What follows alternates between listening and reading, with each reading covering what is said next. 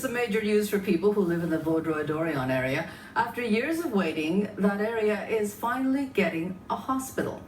The health minister made the announcement today. It's a new facility, 250 beds at about $800 million. Rob Lurie reports.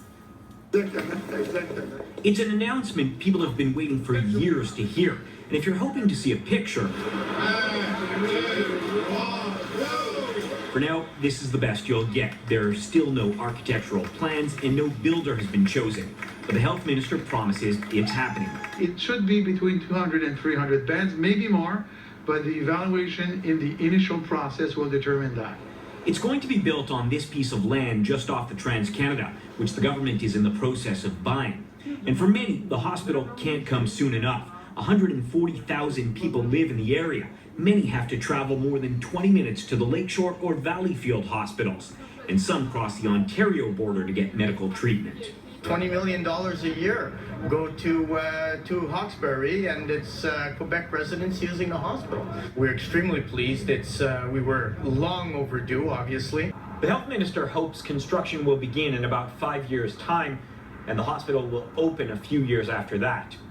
Rob Lurie, CTV News, Vaudreuil. Off the western tip of the island have been waiting for a hospital of their own for years. Well, it looks like it's finally going to happen. The health minister says it's going to be built here on this piece of land in Vaudreuil. Ainsley McClellan's in Vaudreuil tonight. So explain to us, Ainsley, where exactly this piece of land is.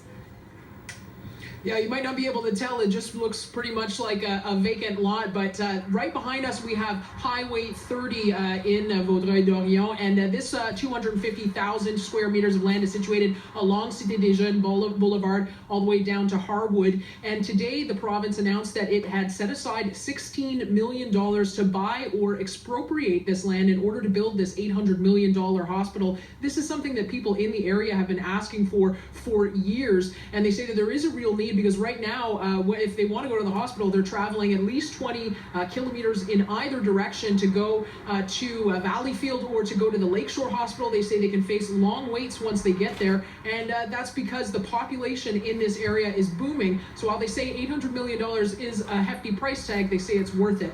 So a lot of people clearly anxious for this hospital to go up. So when will it be ready?